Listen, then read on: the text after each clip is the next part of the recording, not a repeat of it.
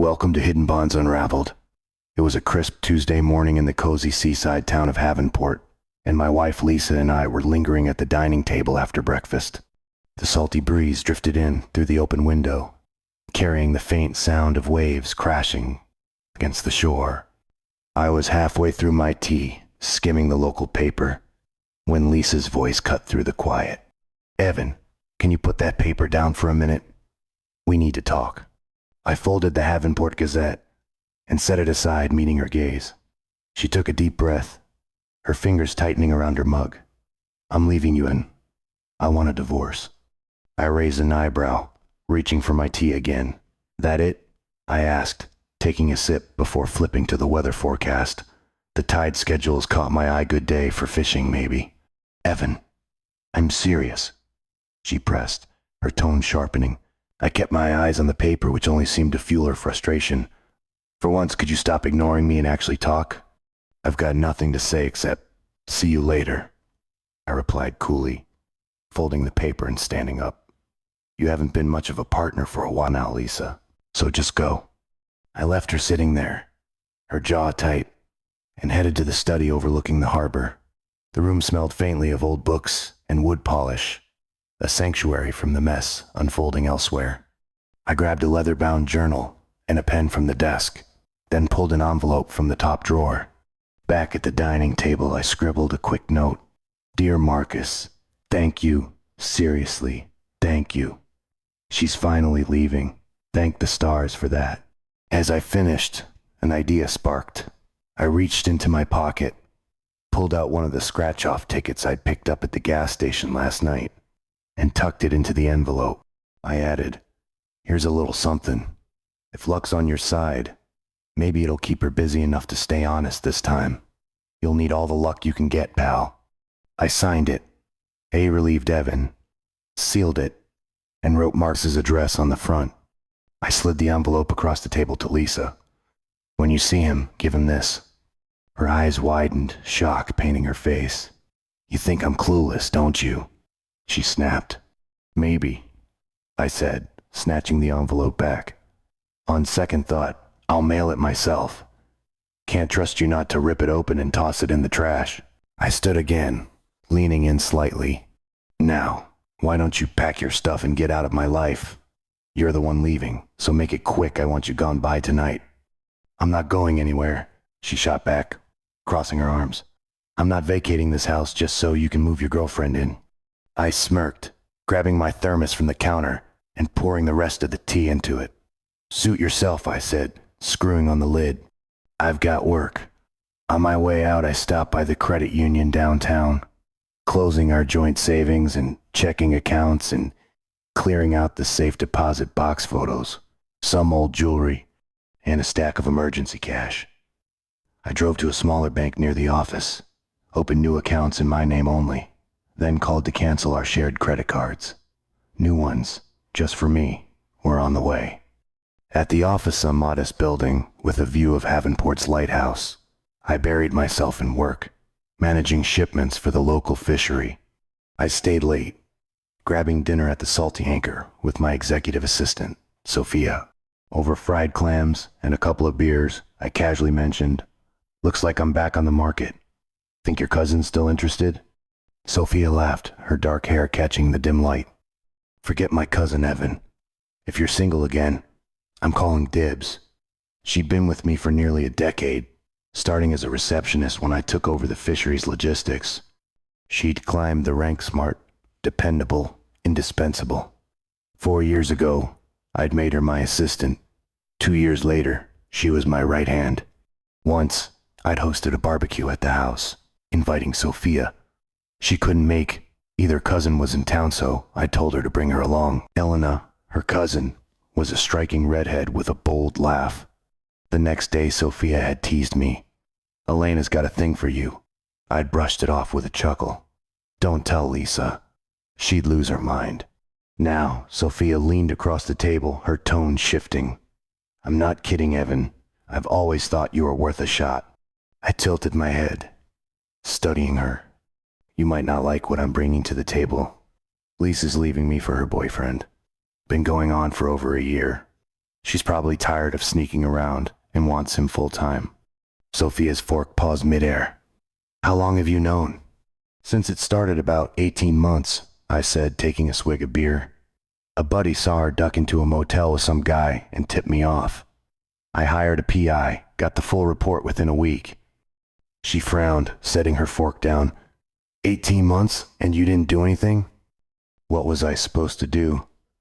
Rage out and ruin my life? This state's no-fault divorce splits everything down the middle. I'd have to sell the house, give up the deck with the ocean view, my workshop in the garage, and move into some cramped apartment. No way. I let her keep cooking, cleaning, doing the laundry, while I ignored the rest. Sophia stared at me, incredulous. How could you stand being near her, knowing she was with someone else? Love fades fast when you're betrayed, I said, shrugging. Turns to resentment, then nothing. You'd be amazed how easy it gets. She leaned back, crossing her arms. I can't believe you went that long without, I smirked. Who said I went without? When Lisa was willing, I didn't say no, just kept it to the day she wasn't with him. It wasn't about love, any just convenience. Any clue why she did it? No idea, I admitted. Might not have been the first time, though. In 10 years of marriage, she's had these phases. 4 times, maybe 5, where she'd act distant, secretive, like she has for the last year and a half. I'm guessing it's a pattern. Sophia shook her head. If she'd kept quiet, you'd have just let it slide again? Maybe, but she didn't. She wanted out, so I'm making it happen my way. What's your plan now? Wait and see what she does, I said. I've drained the accounts, cut off her cards, told her to leave. She doesn't earn enough to hire a lawyer. On her own, her boyfriend will have to foot the bill. No idea if he will. Sophia tapped her fingers on the table. Evan, if you're serious about me, you're asking me to date a married guy with no timeline. That's messy. Fair point, I conceded. You're looking at this wrong, she said, leaning in. If she files first, she's in charge. You'll get served. And who knows what she'll pull, maybe claim you're abusive. Get a restraining order. Force you out of the house. You need to take control. File first, set the pace. I raised an eyebrow. You think? Absolutely, she said. Plus, it helps me. If you wait and she drags her feet, we'd be sneaking around, risking her throwing it back at you later. Oh, you cheated too. But if you file, it's clear the marriage is done. Legally, you're still tied till it's final, but no judge will care what you do after that. She had a point. All right, I said, pulling out my phone. Let's make it happen. I dialed Nate, a buddy since middle school, who'd grown up to be a divorce lawyer in Havenport. When he picked up, I laid it out. Lisa's affair, her demand for divorce, my need to act fast. He sighed. Nate and his wife, Claire, knew Lisa, and like Herbert promised to get the papers ready by morning. Swing by at noon tomorrow to sign, he said. We'll grab lunch after. Add a restraining order, I said, half joking.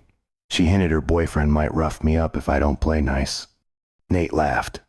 Bull, but I'll do it. You know it'll need a hearing within 10 days to stick, right? Yeah, I said. I just need her out of the house till this sorts out. No kids, no reason for her to stay. Any chance you two could work it out? Nope. See you tomorrow then.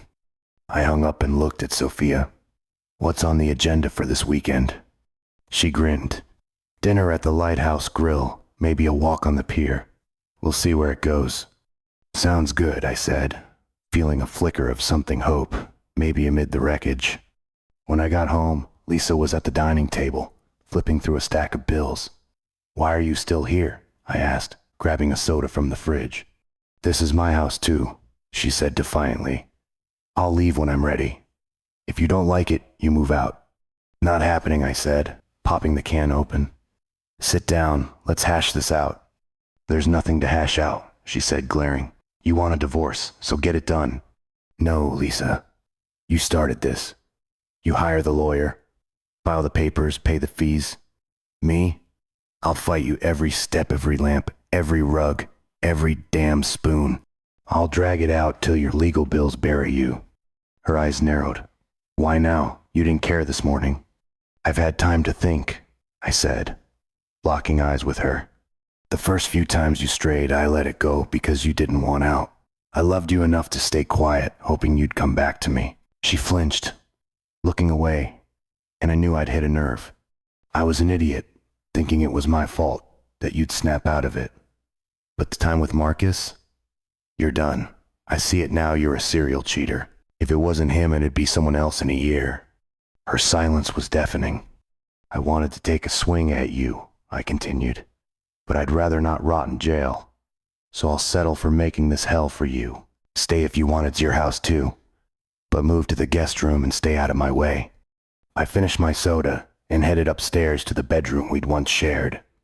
Lying there, staring at the ceiling, I felt a twisted satisfaction. I'd planted a seed, let her stew over it, talk to Marcus, waste time. Time Nate would use to serve her and lock her out. The next morning, I left before she woke, stopping at the Crab Shack for breakfast. Over pancakes and coffee, I jotted down a list of people to call once she was served: friends, family, anyone who'd hear my side first. At work, Sophia caught me grinning. Excited for the weekend? She teased. Damn right, I said. At noon, I met Nate at his office, signed the papers, and confirmed the plan. Serve her at work 10 a.m. tomorrow. You sure? He asked. Positive. Call me when it's done. I'm changing the locks. Back at the fishery, I arranged a day off and booked a locksmith for a rush job. That night, Lisa's car was in the driveway, but she stayed out of sight. I slept uneasily, knowing tomorrow would shift everything. At the Crab Shack again for breakfast, the owner Millie noticed Lisa's absence. You two were always a pair. Where's she at? We're done, I said simply. Divorce. Millie nodded, setting the bill down. My number's on the back mine, not the shack's. She winked and walked off, leaving me stunned. 2 women in 2 days, Sophia and now Millie. What was it about me that wasn't enough for Lisa? I'd never know. I sipped my coffee, waiting for her to leave for work, then headed home to start packing her things into the garage. At 10:15, Nate called. She's served. The locksmith arrived minutes later, and by 11, the locks were new. Lisa's car screeched into the driveway soon after. I taped a sign to the garage. Lisa, your stuff's here. She stared at it, fury in her eyes, then tried the front door. No luck. She rang the bell, I didn't answer. Eventually, she grabbed a few bags and left. My phone buzzed. You're a jerk, she hissed when I picked up. Serving me at work, really? Better than you humiliating me, I shot back. And the restraining orders because I don't trust Marcus not to come after me. I need in the house. Everything's in the garage. Make a list. If something's missing, I'll move it out. This is insane, Evan. Sorry, Lisa.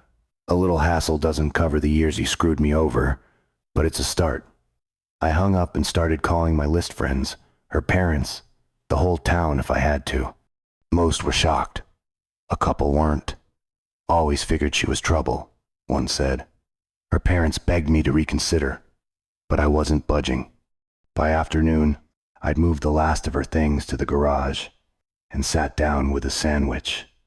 The security guys arrived next. I called them yesterday, expecting Lisa to retaliate. Cameras went up around the house. Sure enough, that night, she broke in through the garage door. The footage showed her trashing the kitchen, shattered dishes everywhere, and in the living room she smashed a lamp. Then, in a fit of spite, she dragged my clothes from the closet and stomped on them. I grinned at the screen. Evidence. I called Nate, who called the cops. They documented it all, and the next day Lisa was arrested at work, charged with breaking the restraining order and property damage. The judge let her out on her own recognizance, setting a hearing for Monday. My weekend with Sophie at dinner. A stroll by the docks was a welcome escape. Monday's hearing sealed it. The judge saw the footage, made the restraining order permanent, and ordered Lisa to replace everything she'd ruined. She had 10 days or jail. Somehow, she scraped the cash together, no jail time, to my chagrin.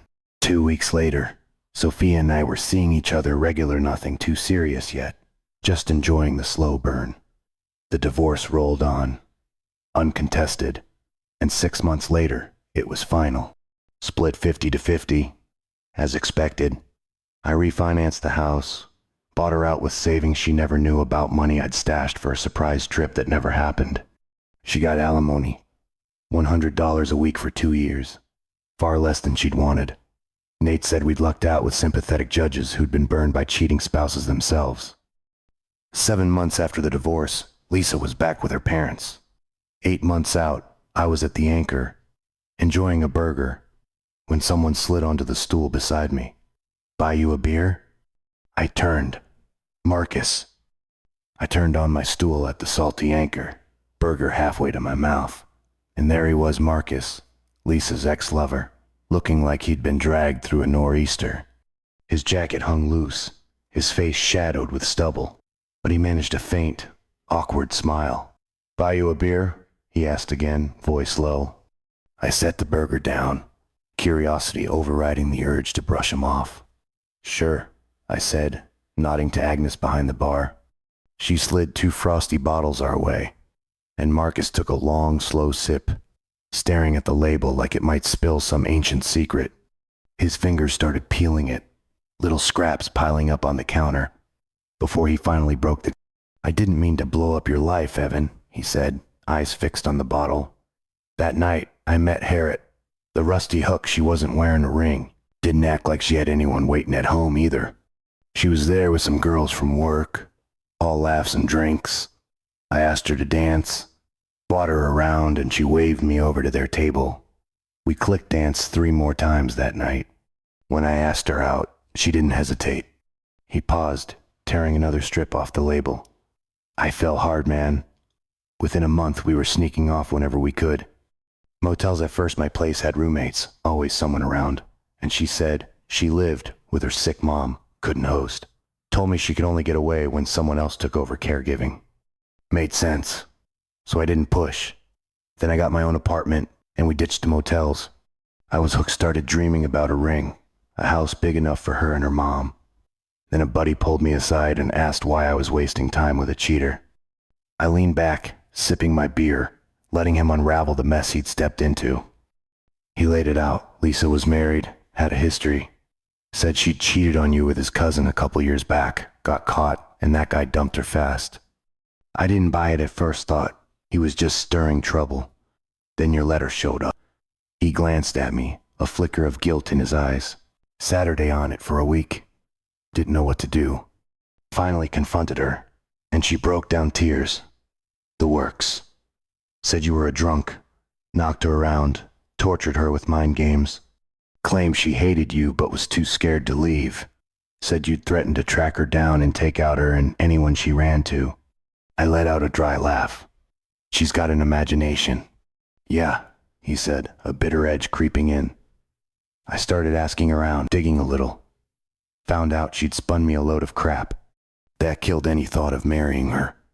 But she was... well, you know how she is. After you kicked her out, I let her crash with me, kept it casual, no strings. Worked fine for a while. Then the divorce went through, and she started dropping hints about settling down. That's when I bailed. He took another swig, the bottle clinking against the counter. "My folks split when I was a kid. Mom cheated on Dad, tore him up. He got custody, and she bounced through 2 more husbands, cheated on both. I don't play that game. Told Lisa we could keep it light. Friends with benefits, but nothing serious. 3 weeks later, I came home from work, and she'd cleared out no note, nothing." Marcus finally met my gaze, his expression a mix of regret and resignation. "Word around town is you knew about us from the jump. Why didn't you cut her loose sooner?" I shrugged, rolling the beer bottle between my palms. She was convenient, good in bed, kept the house running, cooked, cleaned, handled the laundry. I'd have coasted like that forever if she hadn't opened her mouth about leaving. Guess she got tired of juggling us. He nodded slowly, like he was piecing together a puzzle. "Never thought I'd say this especially to you, but I miss her sometimes. She had this pull." He reached into his pocket, pulled out a folded piece of paper and slid it across the counter. "That's for you." I unfolded Ida Cashier's check. My name in crisp black ink, and a number that hit like a rogue wave. $750,000. What the hell is this? The lottery ticket you sent, he said, a ghost of a smirk tugging at his lips. It was a winner, a big one. This is your half. Held on to it till the divorce was final so she couldn't claw any of it back. I stared at the check, then at him, brain scrambling to catch up. You're serious? Dead serious. See you around, Evan. He stood, tossed a crumpled 10 on the counter, and walked out, leaving me with a beer, a burger, and a life-changing slip of paper. Back at the fishery office, Sophia was in the break room, sipping tea and scrolling through baby-name sites on her laptop. She'd left her assistant gig a month ago to prep for the twin-sore twins due in 5 months. She caught the grin I couldn't wipe off my face and arched an eyebrow. What's got you looking like you just hooked the biggest catch of the season? I slid the check across the table. Lunch was wild. Marcus tracked me down, gave me this. That ticket I sent him hit the jackpot. Her eyes widened, and she let out a laugh that bounced off the walls.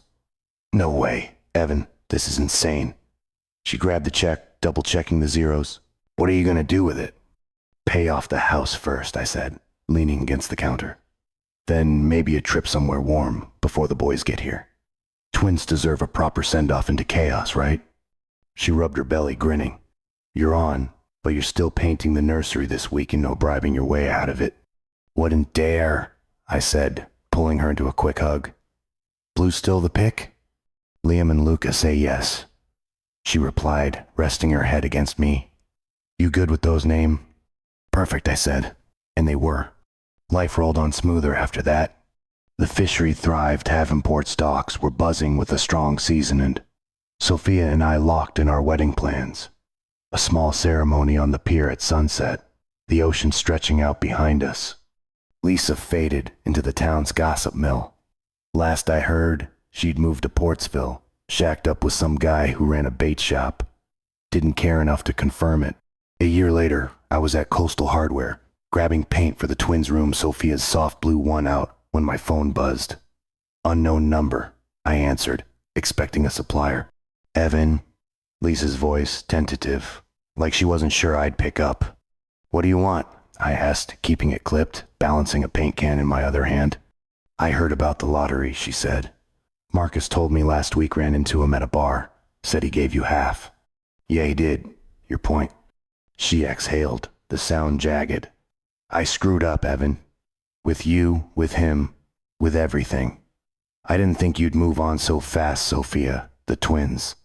I'm stuck, living in a shitty apartment, barely scraping by. I thought maybe what? I cut in, voice flat. That I'd feel sorry for you? You made your bed, Lisa. I know, she said, and I could hear the tears she was fighting. I miss us. I was wrong about a lot. Thought there might be a chance to fix it. There's no us to fix, I said, shifting the paint to the counter. Hasn't been since you started sneaking around. Good luck figuring it out. I hung up. No heat. No regret, just done. That night, Sophie and I painted the nursery, trading jabs about my brush skills while the salty air drifted in from the harbor. We settled on Liam and Luca for the boys' picks. My approval end crashed on the couch after, her nestled against me. The house smelled of paint and promise, and I thought about Marcus's check, still untouched in the bank, and Lisa's call. Life's a damn roller coaster, betrayal. A lucky break. A new family. Hey, Sophia mumbled, half asleep. You okay? Better than ever, I said, brushing her hair back. We're solid. But the story wasn't quite over. A month later, I was at the Crab Shack, grabbing coffee with Nate, when he dropped a bombshell. Got a call from Lisa's lawyer yesterday, he said, stirring sugar into his brew. She's trying to reopen the divorce settlement. I nearly choked on my coffee. What? Why? Claims you hid assets to lottery money, he said, smirking. Says she's entitled to half of your half since you bought the ticket before the split. She's delusional, I said, leaning back. I gave Marcus that ticket after she said she was leaving. It's not marital property. Exactly, Nate said. She's got no case, judge will toss it. But she's desperate. Heard she's broke, boyfriend dumped her, and she's grasping at straws. I shook my head, half amused, half annoyed. Let her try. I've got the receipts. Nate grinned. Already filed a response. She'll be lucky if she doesn't owe you legal fees. The next week, I got a package in the mail, no return address. Inside was a scratched up photo from our wedding day. Me and Lisa, smiling like the world was ours, and a note in her jagged handwriting. I'm sorry. I lost everything that mattered. I stared at it for a minute, then tossed it in the trash. No reply needed. When the judge shot down her claim a month later, I didn't celebrate, just kept building. Sophia and I tied the knot on the pier. The twins arrived healthy and loud, and that check turned into a college fund and a fishing boat I named Second Chances. Havenport's tides kept turning, and I was finally riding them my way.